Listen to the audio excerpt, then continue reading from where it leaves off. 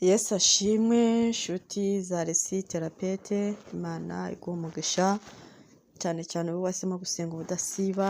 Imana ntizasibe kukumva, Imana ntizasibe kukumvira mu izina rya Yesu. By'umwihariko wowe wahisemo gusenga aya masengesho y'iminsi 7 yo kwihumanura, kwiyeza, kwitandukanya, kwicomora, kwikuraho ikintu kibi cyose, Imana ikweze kandi guhumanure. Tugeze ku munsi wacu wa nyuma rero, uyu ni umunsi udasanzwe, ni umunsi w'insinzi, ni umunsi wo kudekarara ko ibyo twikuyeho byose byatuvuyeho. Ni umunsi wo kubivugisha akanwa kacu, ni umunsi wo kubyatuza akanwa kacu. Ijambo ry'Imana riravuga ngo nakumenye kera utaraba urusoro mu nda ya mama, ngushyiriraho kuba umuhanuzi ngo uhanurire amahanga. Uyu munsi wa none ugiye noneho kwihanurira, ugiye gukoresha ako kanwa kawe uhanura, uvuga ngo ibyo wikuyeho byose uvuga ko byagukuweho, hanyuma kandi wowe wiyatureho ibyiza.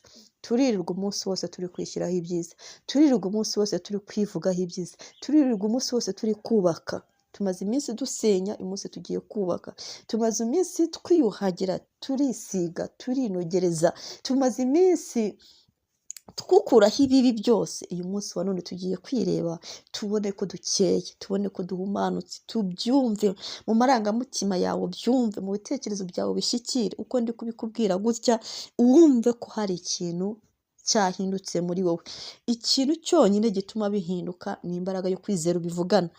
Dufite akanwa karema, iyo kongeyeho kwizera biba ikintu cy'igitangaza. Ukoresha akanwa kawe urema ikintu wumva ushaka kuba cyo ukiyatureho, ikintu wumva ukeneye ukiyatureho. Turiyaturaho mu gitondo, twiyatureho na nimugoroba. Ni uyu munsi wo kwirirwa twivugaho ibyiza gusa.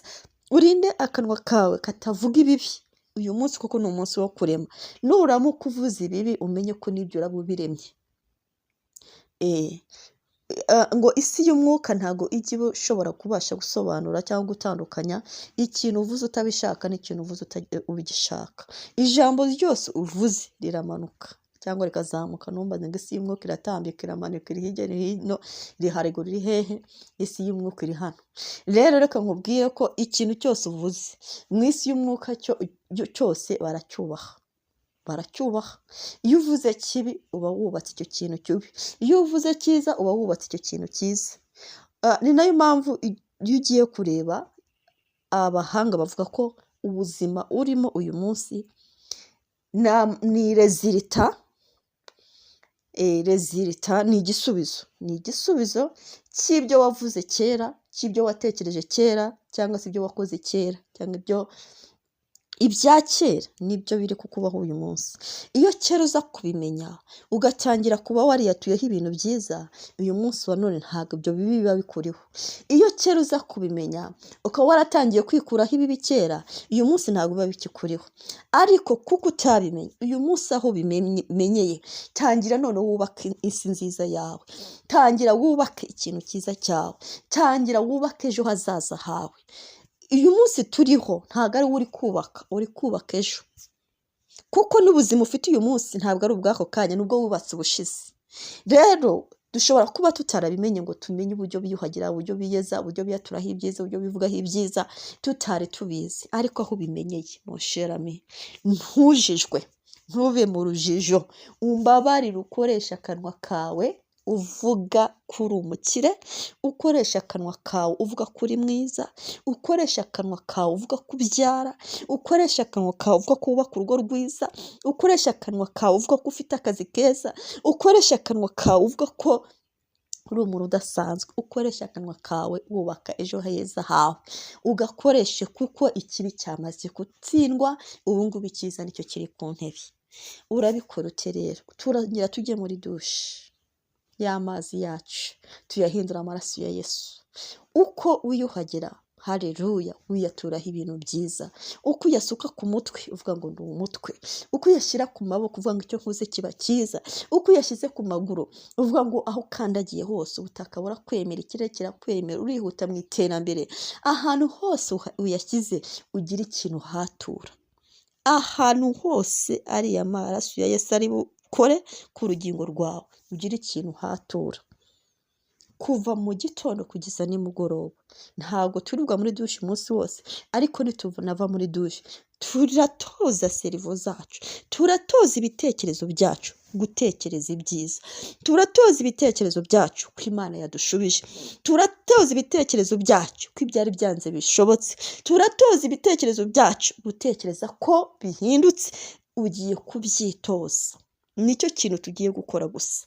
Uyu munsi nta marira, ntabwo turi burire, ntabwo turi buganye, ntabwo turi ngo byacitse, ntabwo turi bivuga ngo byanze, ntabwo turi bibivuge. Amagambo ari negatifu uyu munsi umenye ko yaciweho, wubaka icyiza gusa. Nubwo wasohoka ukagera ahantu ukabona ahantu wenda bari kuvugana nabi, bari gutongana, cyangwa se Satani agashaka kugushotora kugira ngo ube wakoresha akanwa kawe mu buryo butandukanye nubwo twiyemeje turi bugakoresha uyu munsi, ntugwe muri uwo mutego. Akanwa kawe uyu munsi kavuga icyiza gusa, akanwa kawe uyu munsi kivugeho icyiza gusa, igitekerezo cyawe cyose gitekereze icyiza gusa. Umutego wo kuba wavuga ikintu kibi ntuwugwemo. Nubwo waba urwaye umeze gute uvuge ko ukize uri muzima, nubwo waba wararanye agahinda kameze gute uvuge ko ufite amahoro yo mu mutima. Ikintu cyose ugihinyuze, ikiri kukubyiga n'uwumva uremereye mu mutima, wumve ko Yesu ari ukuzuye, umbabarire ubyumve gutyo. Ni exercice tugiye gukora kandi izahindura ubuzima bwacu, ni imbaraga tugiye kugira nshyashya zo gutoza kwivugaho ibyiza. Imana iguha umugisha ngo injira muri dushe, injira muri dushe, urambike ibiganza byawe kuri aya mazi mu izina rya Kristo Yesu. Ndategetse kugira ngo aya mazi ahinduke amaraso ya Kristo. Aya mazi akimara guhinduka amaraso ya Kristo arangira umuntu udasanzwe. Haleluya. Aya mazi akimara guhinduka amaraso ya Kristo arangira umuntu udasanzwe.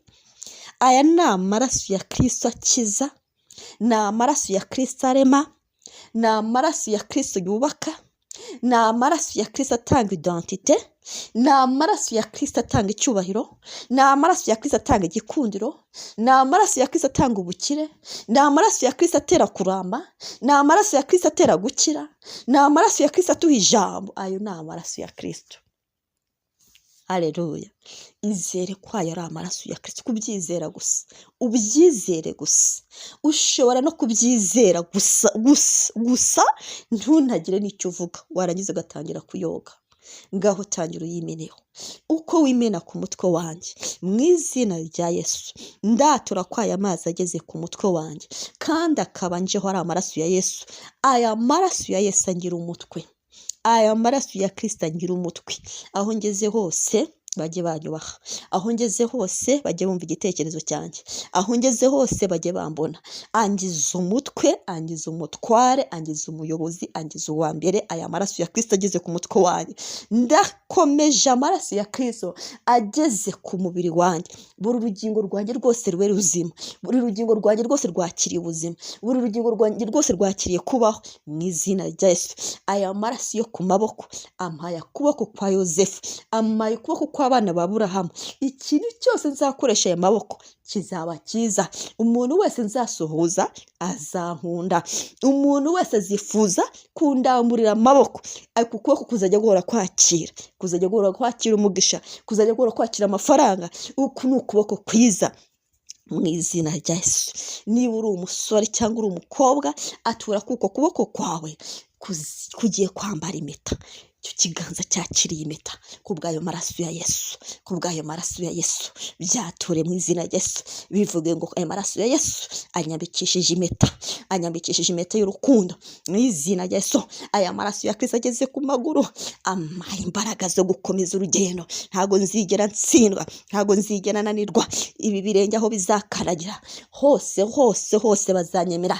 Ijambo riravuga ngo aho tuzagera hose hazitwa hacu kubw'aya maraso ya Yesu. Aho nzagera hose hazitwa hanjye. Ikirere nzagera cyose kizama agaciro, abantu bazambona bose bazama agaciro, kandi nzihuta mu iterambere. Imigozi yose yari yarafunze inzira yanjye irafungutse kubw'amaraso ya Yesu mu izina rya Yesu. Ibyanyerezaga byose birarangiye. Uyu munsi ndihuse mu iterambere kubw'aya maraso ya Yesu. Haleluya. Ndatura ko ndi umukire ntari umukene, ndatura ko ndi umutwe ntari umurizo, ndatura ko ndi uwa mbere ntari uwa nyuma, ndatura ko ndi mwiza ntari mubi, ndatura ko ndi umukristo ndakiranuka, ndatura ko ndi umwana w'Imana, ndatura ko ndi umunyamugisha, ndatura ko ndi umunyamahirwe kubw'aya maraso ya Kristo. Ndayiyuhagije igihe cyose ambere imbaraga y'ubutsinzi ku buzima bwanjye, ndayiyuhagije igihe cyose ambere imbaraga yo kunesha ku buzima bwanjye, ndayiyuhagije igihe cyose ajya nzanira imigisha, ndayiyuhagije igihe cyose ajya nkonekitinga n'Imana, ndayiyuhagije igihe cyose ajya mpuza n'Imana, ndayiyuhagije. Aya ni amaraso y'ubuzima. Haleluya, Imana ishimwe. Uyu munsi ukoze akazi katoroshye, ikintu watuye uyu munsi uzajya uhora ucyatura ubuzima bwawe bwose, ikintu umaze kwivugaho uzajya uhora ukivugaho ubuzima bwawe bwose. Ujye umbabarira, iki kintu nugikora uzabona umugisha, imiryango izafunguka. Oh haleluya, uzabona imibereho yawe uhinduka. Tangira witoze kujya watura, tangira witoze kujya uvuga, kuko wahawe urufunguzo. Amaraso ya Kristo yagufunguriye inzira yo kujya uvuga ibyiza, kandi icyo uvuze nicyo kiri reality, icyo uvuze nicyo ubona. Nushaka unabyatura uvuge ngo ikintu mvuze nicyo mbona, ikintu ntekereje nicyo kiba, icyo nshatse nicyo mbona, icyo nifuza ndakihabwa mu izina rya Yesu, kubw'amaraso ya Yesu. Ubundi witurize, ugire kwizera, ugire gukomera, uhagarare muri Yesu, ugire ibyishimo, wumva urakomeye, wumva uriho, wirirwa useka, wirirwa unezerewe, wirirwa userebura, wirirwa umeze nk'umuntu uri mu kirori. Mu izina rya Kristo ndagukunda, uri umunyamugisha. Amen. Niba uri umuntu ujya ugira ubwoba, ukaba utazi kwatura amagambo ari pozitifu,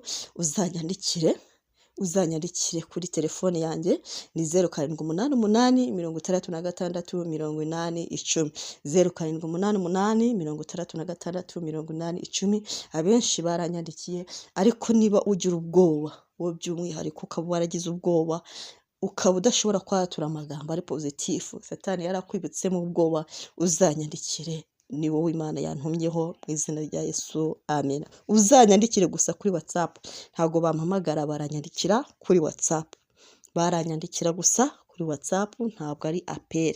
Imana ikwishimire. Amen. Amen.